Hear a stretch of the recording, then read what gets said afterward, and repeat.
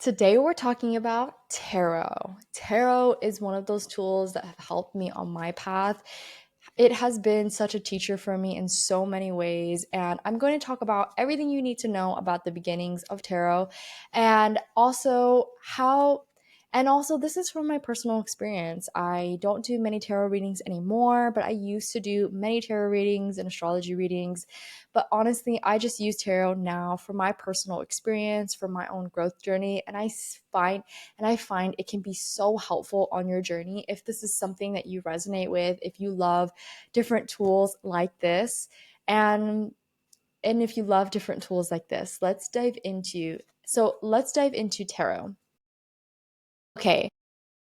Tarot is a very tarot is one of those ancient tools that come from that tarot is one of those ancient tools that have been around for thousands of years.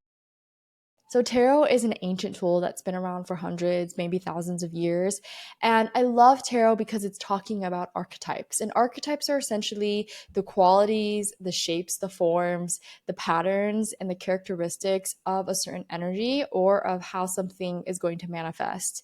That might seem very spiritual and very out there, but we all each have archetypes and we see archetypes a lot throughout our life. So, for example, in Chinese medicine, we talk about the five elements, and the five elements are basically elements of nature. So, similar to the seasons, winter in the northern hemisphere is going to be like snowy winter where the leaves fall, things are kind of, things are snowy, things are cold. And then we have fall, right, which has that characteristic of the leaves changing, the weather's changing. There's more of a feeling of wanting to be with family because of holidays and things like that, right? Versus the springtime is more of another energy, is more of a different energy. And so that those are all sort of archetypes of those are sort of all archetypes of the seasons. And so we each all hold archetypes in ourselves. And tarot is really based off of archetypes. And so I'm going to just talk about, this is a really great example, the Lover's card. And this is the Voyager deck that I'm using. This is my tried and true deck that I've had for a long time, a few years. And this is a great one to talk about. So, lovers is an archetype of Gemini. Gemini is an astrology sign. It's the fifth astrology sign.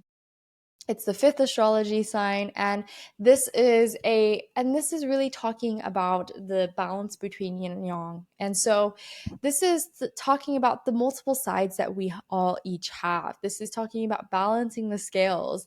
This is also talking about embracing the other because there's an interbeing, there's an interconnection, there's an interrelation between, you know, the trees and the rain, right? There's an interrelation between us and our communities. And so that's also so when we're working with any tarot and when we have tarot in our lives, when we bring tarot, and so when we're working with tarot and when you're bringing tarot into your life and you have a deck, my first recommendation is to get a deck that you resonate with, whether it's the Rider Waite deck, which is sort of the original tarot.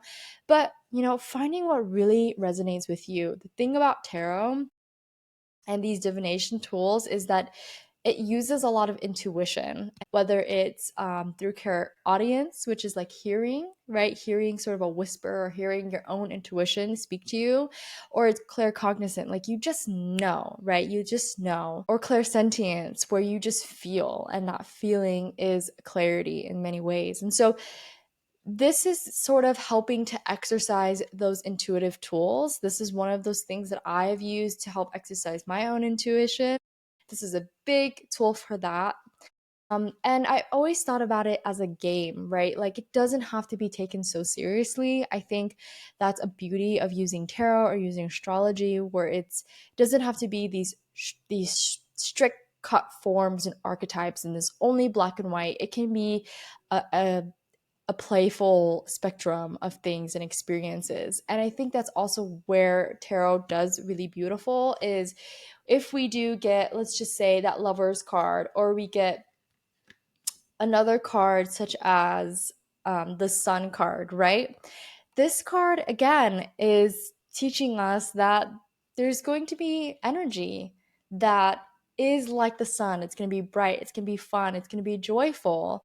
And we get to play at how that resonates with us. And so a lot of this is like self inquiry, like, how does this resonate with me? I like to how does this feel? Where does this want to show up in my life? And allowing sort of synchronicities to show up in the card. So, for example, if I'm looking at the sun card here and I'm seeing a butterfly, like, oh my goodness, okay, I resonate with the butterfly. I resonate with the themes and the qualities of the butterfly and metamorphosis and its cycles of life. And I have a butterfly in my hand, right? Like, all those things sort of, it's this playful game where we get to play with the cards and see these synchronicities that really stand out to us. Or maybe there's a certain color in the card that you're like, okay, that's my favorite color. Or I have the Ace of Wands here. Actually, this is the Ace of Worlds. And actually this is the Ace of Worlds. So I have the Ace of Worlds here. If you're looking at this card, you could even say, oh, wow, Saturn. Saturn is a planet that, wow, is like the ruler of my chart, something that I really resonate with. I've been researching Saturn this week, right? You can sort of play with these signs and these responses that you're getting from the cards. I do want to say the third thing is to build a sort of journaling practice or mindfulness practice that can help you build more awareness about yourself. Again, something that I like to recommend is that tarot is a tool, but it's not a tool that you want to completely make all decisions on and put all of your eggs. It's like, don't put all of your eggs in one basket.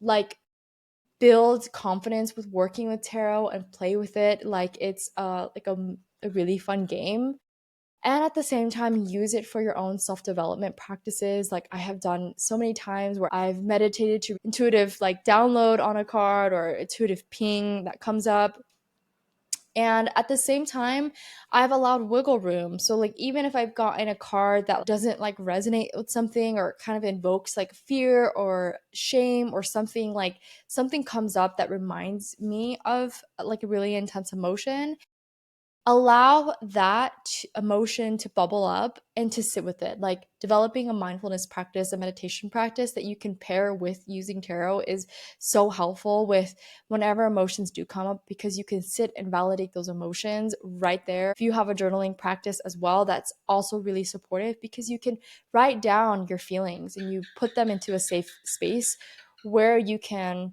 just be with those feelings, and you can revisit it later and do even more journal prompts on it. And I'm going to talk about another card. This is the Priestess card. I'm not sure if you could see it very well. This is the Priestess card.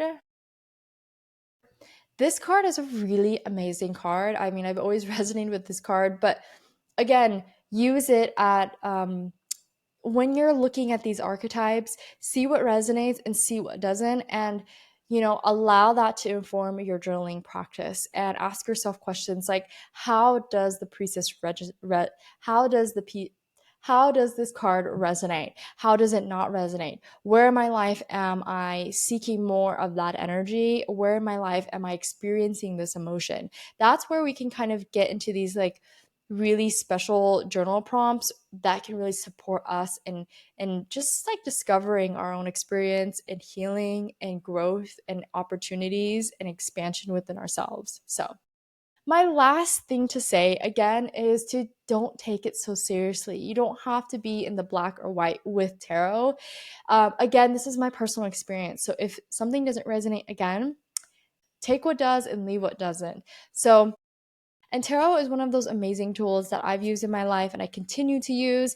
But I will be honest, I've stopped using it as much. I stopped relying on it so much because I realized that it's not the know all be all. It's not where I should make all my decisions. And listening to my deeper knowing and also balancing that out with logic and doing contemplation on like, what is the best thing, especially with bigger decisions in our lives. I think tarot can be a really great supportive tool at giving us a lot of clarity, at validating our experience, at playing and being a really fun game to share, and also connecting people. One thing that I love about tarot, it's connected me so much with so many different people. It's allowed me to help so many people as well. So it's just one of those tools that I really love and I will sort of always have. So Thanks for watching this video, and I will see you in the next one. Bye.